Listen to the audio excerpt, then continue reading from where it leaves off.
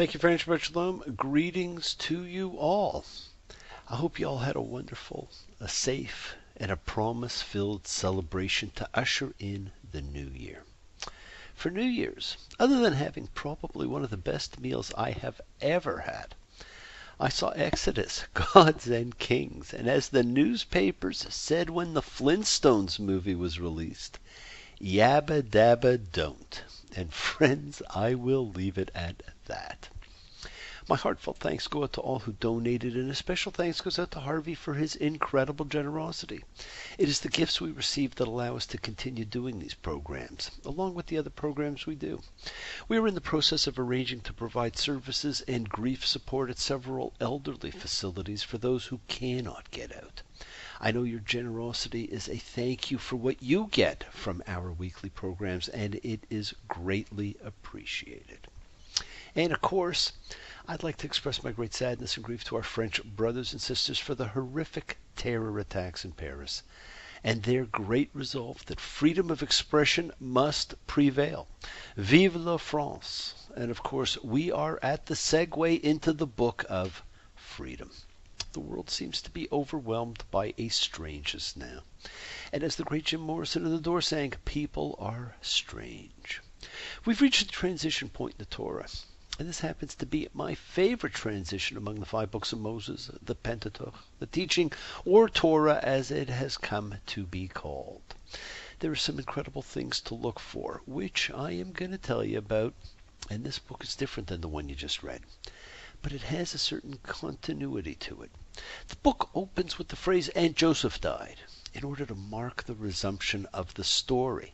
But in the second report of Joseph's death, the focus is not on the mummy in the coffin, but on the dying out of a whole generation, which acts like a time tunnel and propels us forward 4 centuries, according to God's prophetic revelation to Abraham in Genesis 15, to a moment when Bnei Israel, the sons of Israel, have swelled to a people, the Israelites, which is the meaning of that Hebrew phrase from this point on in the narrative.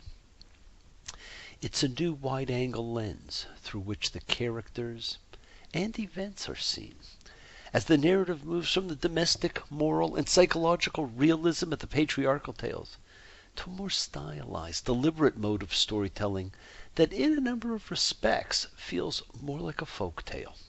And it will be told through the eyes of one individual, Moses. At the beginning of the story, Pharaoh is referred to several times as the king of Egypt, rather than by his Egyptian title, which we know was used freely in Genesis. And this will become his set designation as the story goes on. He has now been recast as the archetype evil king, one who kills babies in a folktale confrontation between the forces of good and of evil. And friends, you will notice other folktale elements evident as the story takes form.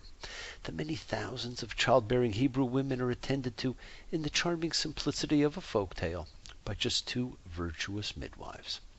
The future hero is threatened with death by the evil king and is saved by being hidden and then rescued. The betrothal scene of the young woman encountered at the well in a foreign land, which in the instances of Rebecca and of Rachel was filled with intimations of the character and the future relationship of the 2 people involved, here has undergone a certain stylization. Aspect of Moses' subsequent career as national leader are foreshadowed, but there are no indications about his future relationship with Zipporah, and her character is not in the least developed. Indeed, it is only here that the young woman at the well is multiplied into 7 young women, Zipporah and her 6 sisters, a move that diminishes her individually while recasting the encounter between the future spouses as a meeting between 1 man and 7 maidens, according to the sacred formulaic number. Friends, note that the general rule in Exodus, and again in Numbers when the story continues, is that what is of interest about the character of Moses is what bears on his qualities as a leader. His impassioned sense of justice, his easily ignited temper, his selfless compassion, and his feelings of personal inadequacy. Alone among biblical characters, he is assigned an odd epithet, the man Moses. There may be some theological motive for this designation, in order to remind us of his plainly human status, to ward off any inclination to deify the founding leader of the Israelite people. But it also suggests more concretely that Moses, as the forger of a nation and prince of prophets, is, after all, not an absolutely unique figure, but a man, like other men, bringing to the soul trying tasks of leadership, both the moral and temperamental resources, and the all-too-human weaknesses that many men possess. The man Moses remains somewhat distant from us, so that we never get the sense of intimate acquaintance with his inner life and his distinctive traits of personality that we are so memorably afforded in the stories of Jacob and Joseph. And friends, there's a correlation between the distancing of the central character and the distancing of the figure of God in Exodus. God in Genesis, as one detects in the garden story, as one can see quite clearly in his encounter with Abraham, walks about the earth looking very much like a man, indeed being easily mistaken for a man, until he chooses to reveal his identity, and at some points engaging a human being in what is clearly represented as face-to-face conversation. You will not see that here, but he will introduce himself to the world. Welcome to Shemot, the names, a.k.a. the book of Exodus. As the Zombies' great song Time of the Season went, what's your name? Who's your daddy? This, my friends, is the book of names, and we are fascinated by names. What's your name, little girl? What's your name? Or perhaps, I call your name, but you're not there. Was I to blame for being unfair? God in Exodus has become essentially unseeable, overpowering, and brilliantly shining. Barriers to access accompany him everywhere, just as they will be instituted architecturally in the tripartite structure of the sanctuary that he orders the Israelites to build. The first manifestation of God's presence to Moses is in the anomaly of the fire burning in a bush without consuming it. And then the divine voice orders Moses, "Come no closer here," and proceeds to speak to him without being in any way visible to him. Fire, which promises potent energy and which is something one cannot touch without being hurt or destroyed, is the protective boundary out of which God addresses Moses and the Israelites throughout the story. At the Epiphany, all of Mount Sinai will be smoking like a firebrand, with celestial fireworks of lightning and thunder crackling around its peak, when God reveals the Ten Commandments. Friends, God in Exodus has become more of an unknowable mystery than he seems in Genesis. And as he moves here from the sphere of the clan that is the context of the patriarchal tales to the arena of history, his sheer power as supreme deity and his implacability against those who would thwart his purpose emerge as the most noticeable aspects of the divine character. Exodus, like Genesis, is made up of two distinct parts, with the first, running from chapter 1 through 20, acting as a grand narrative sweep, culminating in the great climax and point of reference of all biblical literature, the revelation of the Ten Commandments on Mount Sinai.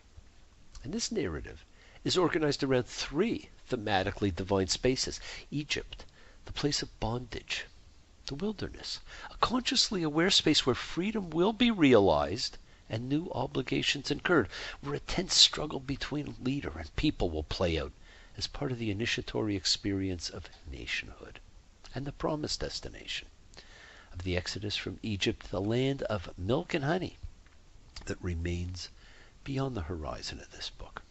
And on this journey you will notice certain things. Egypt is associated with water, almost everything there being linked with its central waterway, the Nile, where baby Moses is saved and the 10 plagues begin, and a barrier of water must be crossed to effect the escape of the Israelites, with that very water then drowning the pursuing Egyptian hosts as they had sought to drown the Israelite infant boys. The wilderness is a zone of parched dryness, arid sand, rugged rock formations, where the people more than once desperately thirst for water and are dependent on its miraculous discovery. The shepherd Moses first encounters God in the wilderness on a mountain later called Sinai, a name meant to recall Sana, the Hebrew word for bush. It's a relatively rare word. You see, in the ancient Near East, deities were often associated with sacred trees, but not with bushes. So Rashi construes this epiphany in the humble bush as an expression of God's identification with the abasement of Israel enslaved. And friends, the bush was not consumed, as Israel will never be consumed.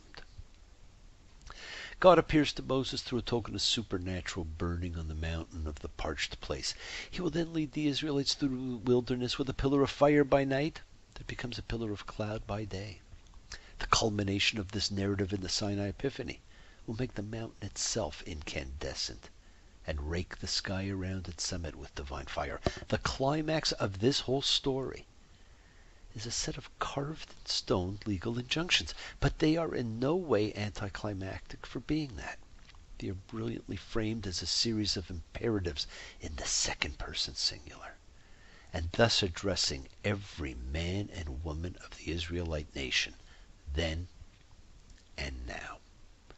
Later on in the episode of the Golden Calf, we learn that God has engraved the 10 imperative utterances on 2 tablets of stone, but there is no mention of writing. Instead, there is a desire to convey the immediacy of God's speech to Israel through Moses, and God spoke these words, saying, which will become the formula pointedly used to introduce the Decalogue and all future laws. And finally, beyond well-watered Egypt and the burning desert, where uncanny fires flare, the new Israelite nation is repeatedly told of a third space, a land flowing not with water, but with milk and honey, a utopian space, which will be beyond reach for 40 years and, in a sense, can never be fully attained, a biblical Camelot. The rain may never fall till after sundown. By 8 the morning fog must disappear. In short, there's simply not a more congenial spot.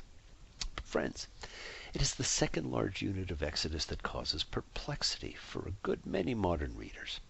After the riveting narrative of liberation and revelation, the second half of the book, with the exception of the Golden Calf story, is devoted to legal material. First, a code of criminal and tort law with some ritual injunctions at the end, often referred to by scholars as the Book of the Covenant. And then the elaborate instructions for the building of the tabernacle, instructions that will be carried out word for word. After the resolution of the confrontation over the golden calf, readers attached to the notion of story are bound to find these 17 chapters of laws and architectural instructions something of a letdown. The book of Exodus is its own microcosm of life. The first half is a compelling story, moving from enslavement to liberation to epiphany. It is also a story marked by danger, doubt, and what looks like a national destiny of endless trouble. Moses, the future leader, barely escapes being murdered as an infant, kills a man, an act that compels him to flee Egypt, harbors grave doubts about his capacity for the daunting mission God imposes on him, and on occasion is angry, impatient, and almost despairing in his leadership. The Israelites, on their part, can scarcely bring themselves to trust Moses and Aaron when the 2 brothers come to lead them out of slavery.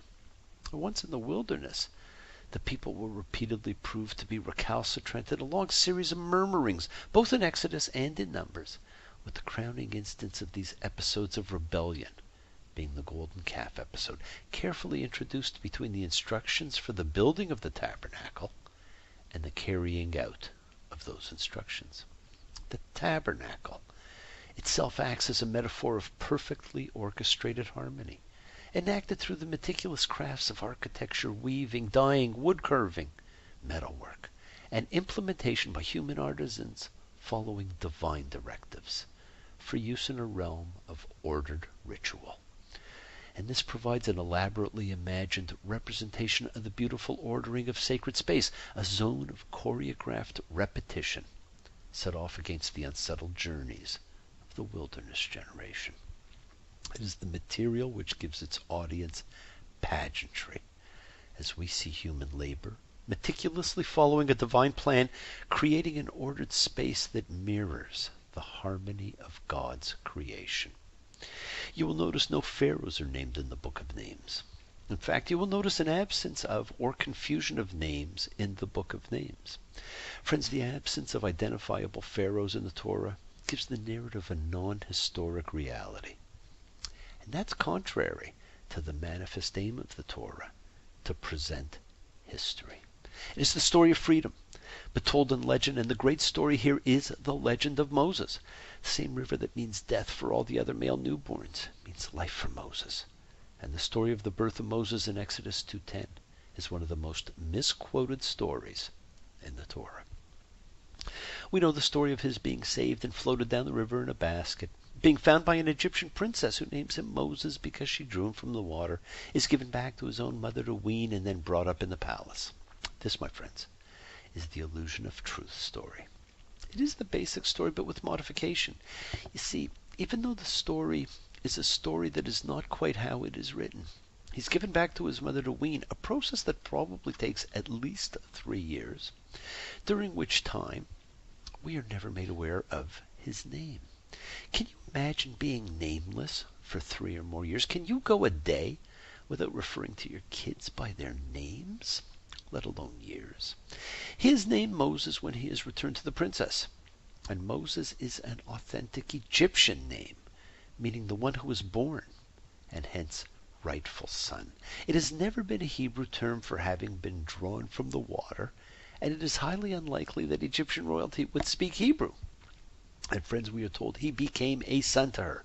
This phrase indicates adoption, not just an emotional attachment, and her naming of him as Moses would have been part of that ceremony. A reading of the words tells us he was cast upon the river, not in an ark or basket, but in a box, a tavah, the same word as the rudderless box Noah was adrift in, and his connection to Noah does not end there. The baby in the basket story is the story of Sargon the Great, a story that people would have been all too familiar with.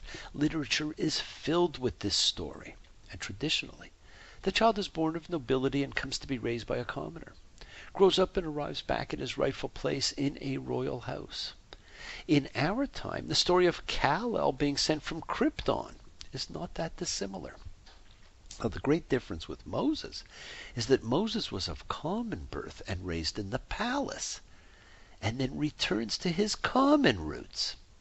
Now, some scholars have suggested that Moses was actually always an Egyptian, and that the birth story was created to explain how an Egyptian became the leader of the Israelites. And the Torah actually points to Moses being an Egyptian who did not speak Hebrew.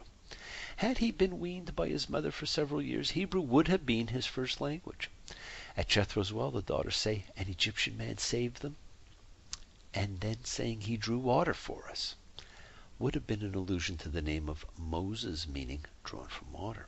At the burning bush sequence in Exodus 4:1, Moses says to God, they won't listen to my voice because I'm heavy of mouth and heavy of tongue. And God tells him Aaron will talk for him. We have all heard the famous midrash that goes so far as to recount the origin of Moses' speech impediment in a story that pictures him burning his tongue in the infancy while in the Egyptian palace. I love that story. It has always been one of my favorites. Friends, we are told to look to other parts of the Torah to find meaning. And elsewhere the term heavy of tongue refers to nations who speak foreign languages. And Moses says to God, who am I that I should go to Pharaoh and that I should bring out the children of Israel from Egypt? Is this because he does not speak the language? In our year of looking at things differently, what if he did not speak the language? What if he was of Egyptian birth? Does it matter? Maybe once it did. Maybe once it was necessary to have Moses be the child of slaves. But does it matter anymore? Is it not more important that he is the father of freedom? Freedom for everyone and the symbol of having control of your own life. Should we not seek truth? In his first meeting with the people's elders, Aaron spoke all the words that Yahweh had spoken to Moses. Whether heavy of mouth and heavy of tongue means a speech defect, a foreign language, or lack of eloquence, a question remains. Why choose a man who has a speaking problem for a task that requires speaking? Friends, this is an important lesson we should never forget. We should not judge a person's ability to do a task too harshly or too hastily, or by the most obvious characteristics. Even an individual who is at disadvantage may be the best suited to be successful. The story of the freedom of man is connected intricately to the issue of God's becoming known to man, which begins in Exodus. In Genesis, God is known personally only to a few individuals and to no nations. God's actions in the world are not identifiably God's. The narrator informs the reader that it is God who brings the flood, but the masses of humans in the narrative are not portrayed as being aware of the source of their catastrophe. There's likewise no suggestion that the generation of the Tower of Babel know whose force is confounding and scattering them. Same is true of the victims of the destruction of Sodom and Gomorrah. And the only eyewitness turns to salt. In Exodus, however, God makes his presence known to Israel, to Egypt, and to other inhabitants of the region. The Egyptian king's first words to Moses in Exodus 5:2 are, "Who is Yahweh? I don't know Yahweh." By the end of the story, he does know Yahweh. And in this book of names, for the first time, the name of God is articulated for us by God, as he introduces himself to Moses when Moses asks who he should say sent him. Ayeh Asher Ayeh. I will be who I will be. And he said, thus shall you say to the Israelites, Ayeh has sent me to you. This is my name forever, and this is how I am to be remembered for generation after generation. What you cannot tell in reading this in translation, my friends, is this is said in the first person. Ayeh. And subsequently it will forever be in the third person, Yahweh, as a verb, which means he causes to be. And friends, this in turn would make the name fit a common pattern for male names in the third person masculine singular. Yitzhak, Isaac, he will laugh. Yaakov, Jacob, he will protect, or he will grab the heel. Yiptah, Jephthah, he will open, and others. And as we know, my friends, the name of God is a name never said, and there is a power in not saying the name. Just ask J.K. Rowling. Sit back as we begin the journey to freedom, where the man of water meets the God of flame. Thank you all for joining me. Love you all. Live free, be free, and honor your freedom. Be well, be happy, and be blessed. Share and honor the light and shine on brightly. Continue to have a wonderful new year, and continue to live a life of peace and harmony. Thank you. See you all the next time. And as the B-side of the final Beatles single said, you know my name. Look up the number. Bless you all. Shabbat Shalom.